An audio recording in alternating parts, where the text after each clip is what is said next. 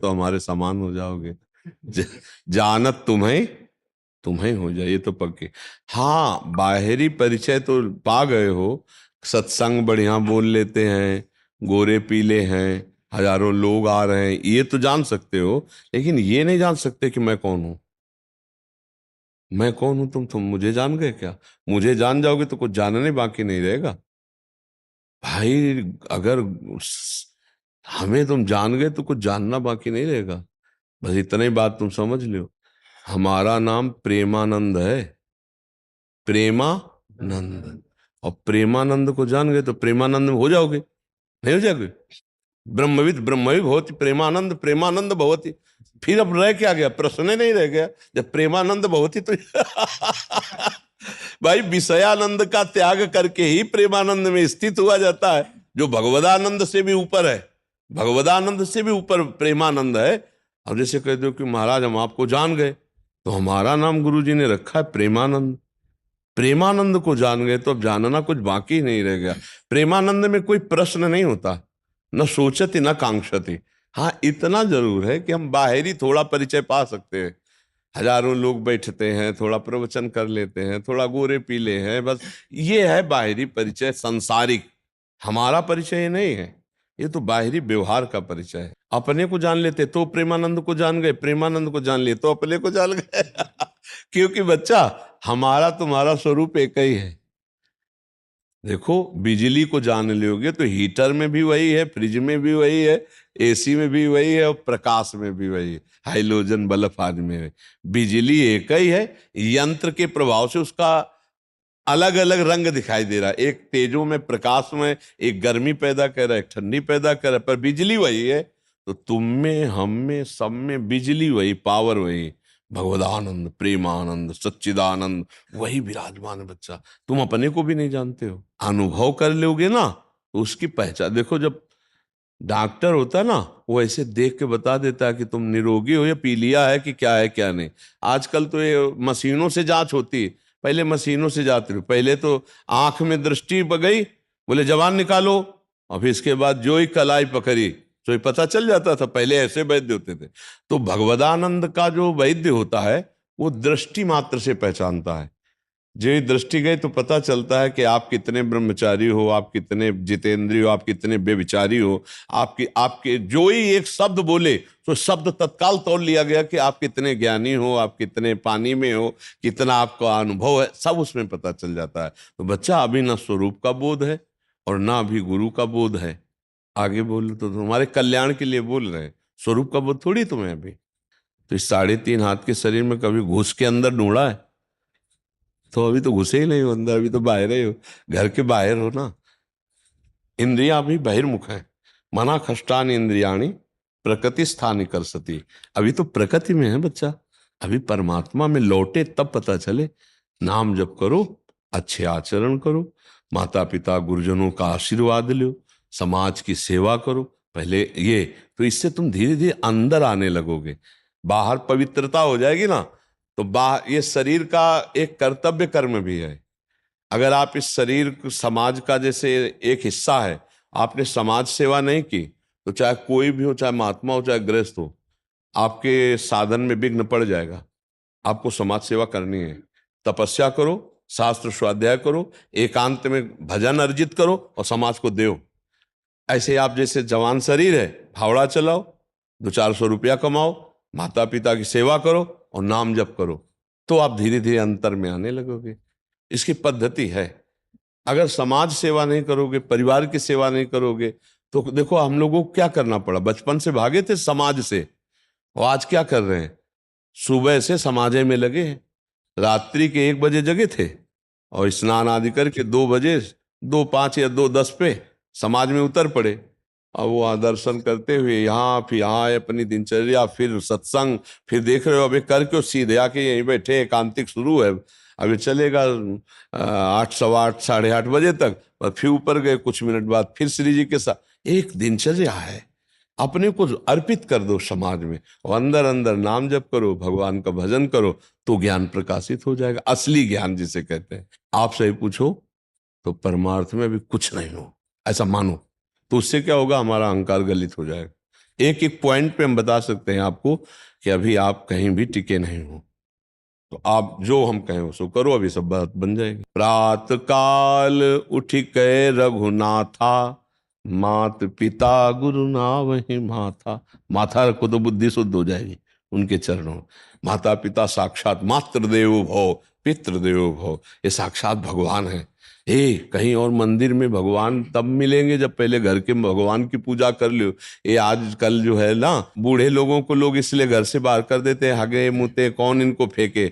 और ये समझ में नहीं आता उसके बेटे को कि जब तू हगमूत रहा था तब स्वयं गीले में रह करके और तेरे को अच्छी जगह लिटाया, अपने शरीर का रक्त दूध बना के तुझे पिलाया। और अब जब सेवा का समय आया है तो तू स्टेशन पे छोड़ के आ रहा है, तू मंदिरों पे छोड़ के आ रहा है, भीख मांगने के लिए मजबूर कर रहा है। तो हमें लगता है ऐसे लोगों की नरक की जरूर गति होगी, चाहे वो जाए मंदिर में जाए और चाहे वो किसी धाम में जाए। ऐसे लोगों का कल्याण नहीं जो अपने माता पिता की ऐसी गति करते हैं। इसलिए हमारा सबसे प्रार्थना है कि थोड़ा बुद्धि शुद्ध कर लो, मंदिर के भगवान को भोग लगाओ या ना लगाओ, बूढ़े माता पिता को भूखा मत रहने दो, उनको बढ़िया बढ़िया खवाओ पियाओ। वो गाली दे तो बात भी उनकी मत सुनो, वो वृद्ध हो चुके हैं, उनकी मानसिकता बिगड़ चुकी है, उनकी सेवा करो। हम सबसे प्रार्थना करते हैं। और जिनके पास ऐसा उदार हृदय हो, कोई ऐसा वृद्ध दिखाई दे तो उसको अपने घर ले आओ। 2-4 दिन में ऐसी संस्थाएं हैं जहां उनको सुव्यवस्थित पहुंचा दो। कई ऐसे वृद्ध जन हैं जिनको अत्यंत आवश्यकता सेवा की है और लोग उस समय उनको घर से निकाल देते हैं। अब बोलो कहाँ शौच होंगे, कहाँ लोग शंका करेंगे। अब उनको सुबह चाय चाहिए, उनको भोजन चाहिए, उनको दवाइयाँ चाहिए। कैसा हृदय होगा उसका नीच कि वो अपने ऐसी माँ को जिसे भगवान की तरह सिंहासन में बैठाना। हम आपको सच्ची कह रहे हैं, अगर बूढ़े माता पिता को बढ़िया सोफा कपड़ा बिछा कर बैठा लो और बढ़िया भोजन पवाओ और शाम सुबह उनकी दंडवत करो, रात्रि में चरण दबाओ और कोई आराधना करो न करो, भगवान प्रसन्न हो जाएंगे। और भगवान आए दर्शन देने। जब पुंडरीक जी अपने माता पिता की रात दिन सेवा में रहते तो जो विट्ठल भगवान है ना, हाँ वो दर्शन देने आए। इसलिए माता पिता की सेवा करो बच्चा, और संयम से रहो, ब्रह्मचर्य से, और नाम जप करो, सब ज्ञान हो जाएगा। दूसरे की माता के करो, अपने माता पिता के भी करो, ठीक है। ये जो गर्लफ्रेंड और बॉयफ्रेंड और लिव इन रिलेशन, ये जो गंदी बातें चली है ना, यही नशा की तरफ प्रेरित करती हैं।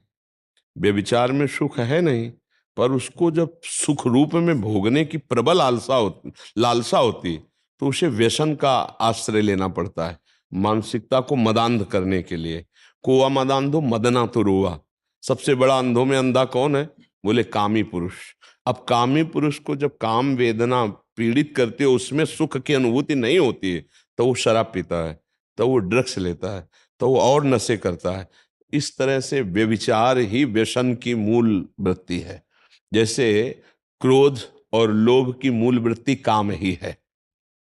काम की पूर्ति से लोभ का प्रादुर्भाव होता है और काम की अपूर्ति से क्रोध का प्रादुर्भाव होता है। ऐसे ही काम से हर व्यसन अगर हमारे अंदर निष्कामता बढ़े तो हम व्यसन को रौंद सकते हैं, लेकिन यदि कामना बढ़ेगी तो व्यसनों का आश्रय लेते ही हैं लोग। तो मूलतः काम ही है।